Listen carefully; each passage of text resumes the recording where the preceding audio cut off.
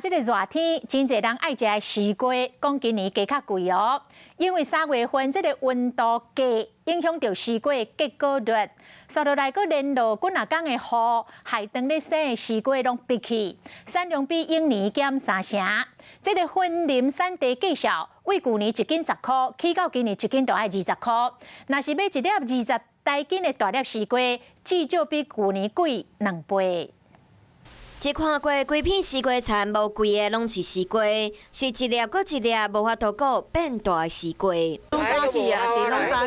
个西瓜正常一条20-30斤啦。对啊，这大岁啊，这无好啦，这拢无好。 瓜农的心咧智慧，现场甲一粒西瓜破开白肉占一半，无真甜够食的红肉西瓜，定义无法度卖。规西瓜田拢报销。云林县长张立先到场视察，要替农民争取补助。严重受损啦吼，不只是收果率太低，甚至已经整个受到这个水面的影响吼，这瓜已经拢无法度生长啦吼，甚至嘛无法度伫市面上销售啦，甚至已经无法度收成啊吼。受气候影响，2、3月份因为低温影响西瓜的结果率，所来阁落几啊天的雨，甚至规个田淹水，和成中期的西瓜拢劣果，产量比旧年减3成。价钱当然是跟去年来比的话，就是有稍稍的升高了，因为今年的量有稍微的减产嘛，今年可能差不多在一台斤差不多10块，今年可能在差不多20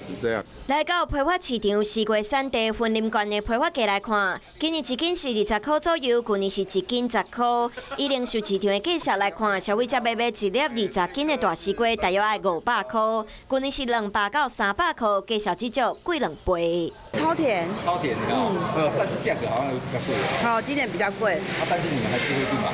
哎，对。西瓜计销虽然有起价，不过顺利收成运到市场来卖，西瓜品质犹原真好，嘛犹原真甜。消费者嘛讲，虽然有起价，不过要是愿意买。Hello， 大家好，我是乃瑜，要教给大家2个任务。第一个，华视新闻的脸书专页，你按赞了吗？还有华视新闻的 YouTube 频道，赶紧订阅起来，还要记得按赞，开启小铃铛哦。